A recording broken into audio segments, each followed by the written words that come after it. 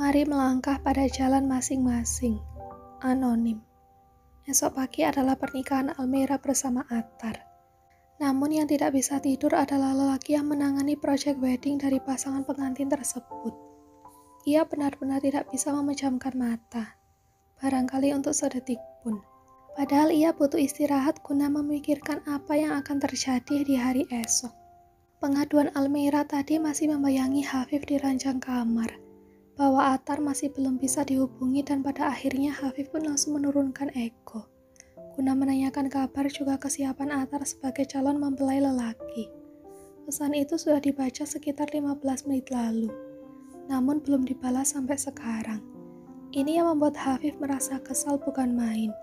Bisa-bisanya lelaki itu mengabaikan pesan dari Almira, yang jelas calon istri Attar sendiri. Pesan yang mungkin sudah tertumpuk. Sedangkan pesan Hafif yang hanya satu kali kirim dan kalimatnya tidak terlalu panjang langsung dibaca oleh Attar. Bukankah lelaki ini memang berniat mempermainkan keseriusan sosok Almira? Dokter cantik yang seharusnya diperhatikan penuh oleh Attar sebagai calon istri. Ia pun mengubah posisi duduk di sofa kamar.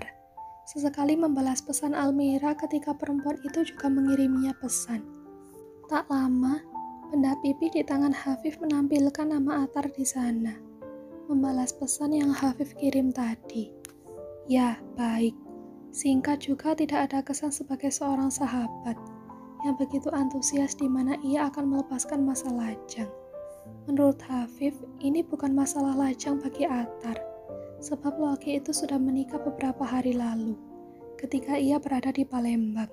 Merasa Attar tidak berkenan dengan pesan yang ia kirim, maka ia pun tidak ingin bertanya banyak hal. Di atas nama Attar menunjukkan nama Almira pula. Baru saja membalas pesan Hafif sekitar 1 menit lalu. Oh ya mas, kebetulan tadi papa minta bertemu mas Hafif, tapi ternyata mas pulang lebih cepat. Papa juga minta nomor mas ke aku. Aku kasih tanpa minta izin dulu. Boleh? Boleh Al, memangnya ada hal serius apa yang ingin papa sampaikan kepada mas? Nggak tahu juga. Papa tidak sampaikan sih kalau mau bicarakan hal serius ke mas Hafif. Belum dapat telepon dari papa? Belum, mungkin esok pagi kali ya. Papa tahu saya sudah istirahat. Kamu sendiri kenapa belum istirahat? Besok akad nikah kamu kan? Setahu saya itu butuh tenaga yang cukup ekstra. Istirahat Al, sudah larut sekali. Tapi ketika pesan itu telah terkirim, ternyata Almira benar-benar telah beristirahat. Terbukti dengan pesan yang menandakan checklist 1. Hafif pun berusaha untuk ikut beristirahat, dengan memastikan kembali berlian yang telah dibeli oleh uminya tadi sore. Ketika perempuan parubaya itu sengaja berkeliling di salah satu pusat perbelanjaan, dan katanya berlian yang ia beli ini sesuai dengan karakter dirinya. Bisa jadi benar, sebab Hafif tahu uminya merupakan sosok perempuan yang perfeksionis. Siapa perempuan yang akan memakai berlian ini? Katanya sembari meletakkan berlian di telapak tangan. Benar-benar indah. Bahkan pantulan cahaya dari berlian itu menghias di pelupuk mata. Aku berharap berlian ini bisa dipakai oleh Almira. Tapi sepertinya tidak mungkin. Perempuan itu sendiri sudah akan menikah, bukan denganku pula. Isi kepala Hafif mulai terbagi. Di saat ia mengetahui bahwa adik bungsunya pun akan menikah dalam waktu dekat. Itu ia dengar secara langsung dari bibir Alea tadi sore, di mana dari pihak keluarga lelaki yang minta pernikahannya dipercepat, guna memenuhi harapan dari orang tua lelaki yang menaruh perasaan kepada adik bungsu Hafif. Padahal Hafif masih memiliki 2 adik perempuan. Alea adalah sosok adik keempat yang ternyata lebih dulu menikah di antara saudaranya yang lain. Walaupun sebenarnya ia tidak mempermasalahkan, namun jiwa ketenangannya mulai terganggu.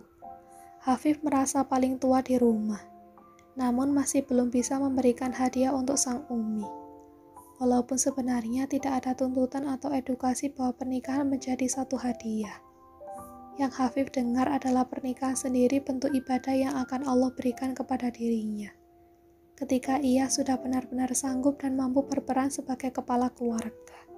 Hafif juga tidak lupa Bagaimana uminya yang dulunya terlalu mengekang untuk menikah dalam usia muda. Sebab kesiapan Hafif belum terlihat sama sekali.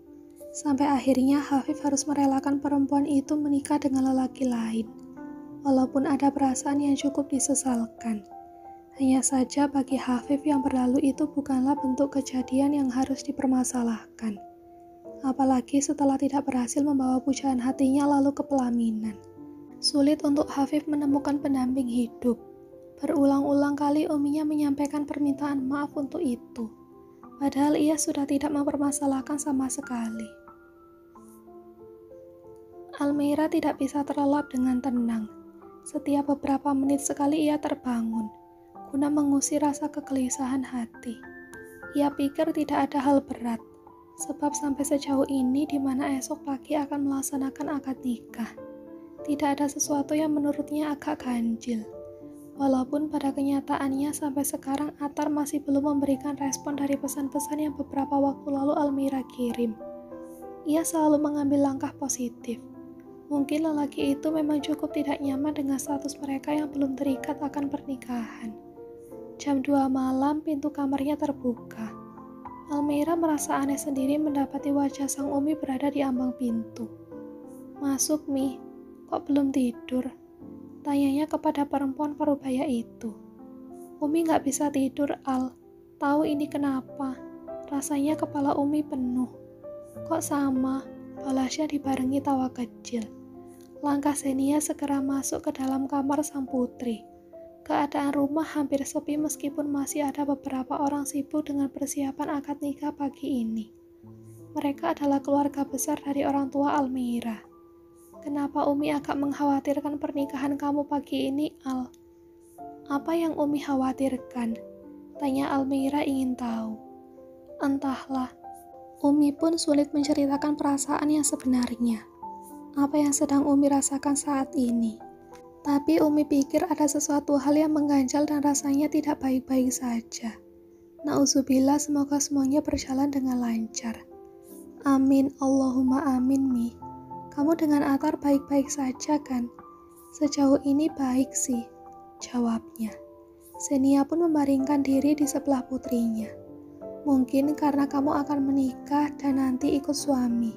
Jadinya Umi merasa berat sekali. Umi harus melepaskan putri bungsu kepada lelaki yang menjadi pilihanmu. Almira memiringkan tubuhnya sedikit, memeluk tubuh Uminya yang berada di sebelah. Bukan berarti aku sudah jadi istri, aku gak bisa pulang ke rumah ini. Aku akan sering menjenguk Umi dan Papa kok. Tenang aja, sosok anak bungsu Umi tetap tidak akan ada yang berubah.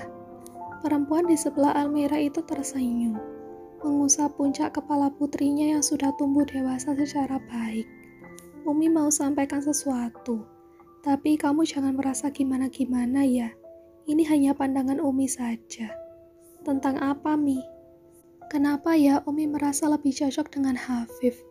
Merasa bahwa dia itu adalah anak yang perhatian, lemah lembut, humble, bisa membaur dan memahami posisi dia sebagai yang masih muda kepada Umi dan Papa yang lebih tua. Sekali bertemu saja, Umi langsung srek. Kenapa nggak dari dulu dipertemukan dengan kamu? Almira terkekeh mendengar penyampaian Uminya barusan. Sebenarnya aku juga merasakan hal serupa, Mi. Banyak banget yang menurut aku nggak bisa aku temui dari lelaki lain. Itu yang di dia. Cuma kan nggak mungkin harus mengubah pandangan itu semua di saat aku akan akad nikah. Allah mempertemukan aku dengan Mas Hafif dengan tujuan yang tidak kita ketahui seperti apa. Iya, Al, benar sekali. Umi setuju itu. Bakal beruntung banget calon istrinya. Sudah punya calon istri belum? Setauku sih belum. Semoga segera dipertemukan, Mi. Kalau Umi masih ada anak perempuan lagi, pasti sudah Umi jodohkan. Sekalipun anak Umi masih sekolah. Tapi ya gimana, Al? Umi hanya ada 2 anak dan sudah akan melepas masa lajangnya pula. Ini semisalnya kalau kita tidak membahas adanya lamaran Attar lalu. Hafif yang maju lebih cepat. Kira-kira kamu mau nggak punya suami dengan kriteria seperti Hafif? Wah, mau banget dong, Mi. Insya Allah nggak perlu istiqoroh, aku langsung said yes. Karena aku tahu banget kualitas lelaki itu seperti apa. Pasti didikan orang tuanya nggak gagal itu, Al. Ya Allah, aku sampai lupa undang Umi Mas Hafif.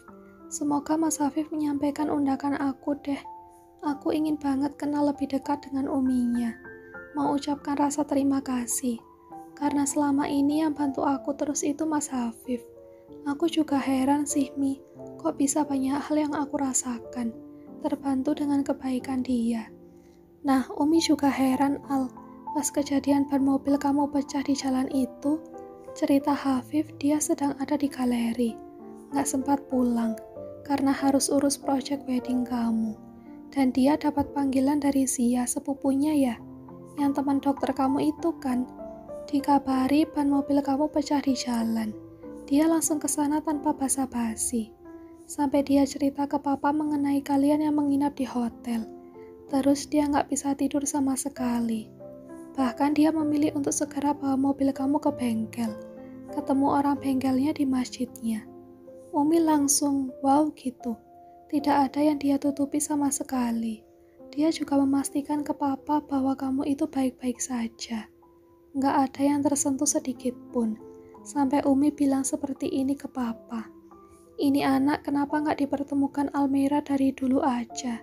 Di saat Al masih sendiri dan butuh pendamping hidup. Terus respon papa gimana, Mi? Satu pendapat dengan Umi. Cuma langsung diingatkan lagi.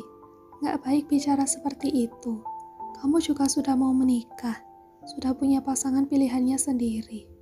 Menurut aku sih, Mas Hafif itu kualitas 1001 deh, Mi. Dari banyaknya lelaki baik di dunia. Iya benar, Al. Insya Allah perempuan yang mendapatkan dia pun tak kalah baiknya. Semoga ya, Mi. Dokter Almeira. Sebelum azan subuh berkumandang, Hafif sudah terbangun, membersihkan diri hingga rapi dan wangi. Seakan-akan dia adalah calon pengantin pagi ini, yang mana mungkin antusiasnya tidak kalah jauh seperti Atar akan menikah.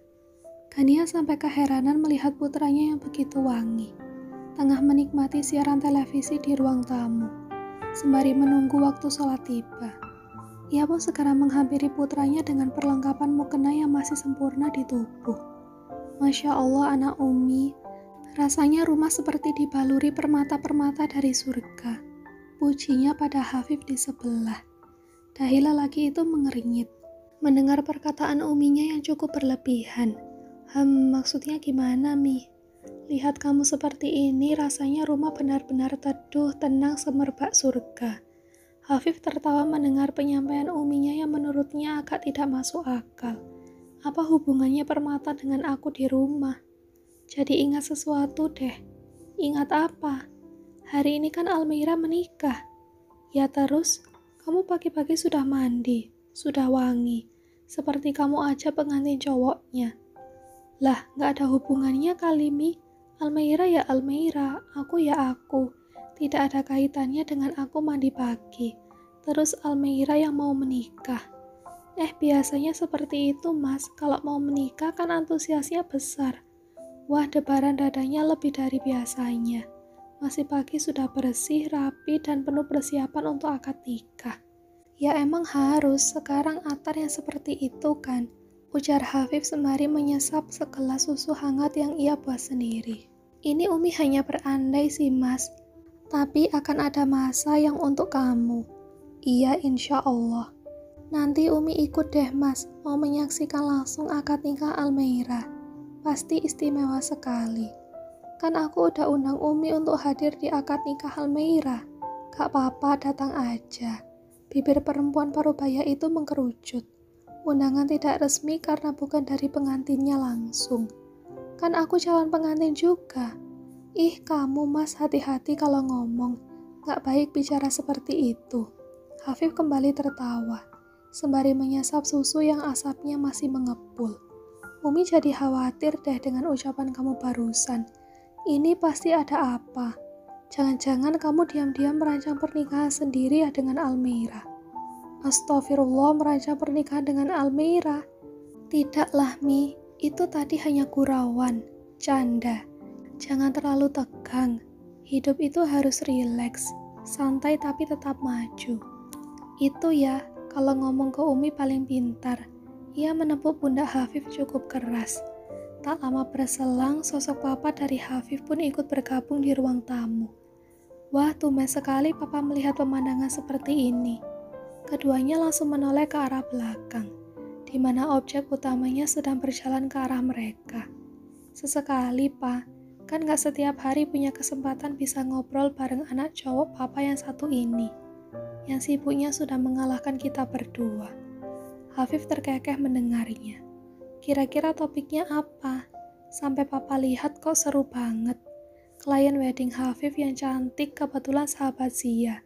Kita lagi ngomongin dia. Ada keterkaitannya dengan Hafif? Rauf ingin tahu. Sedikit, Pak.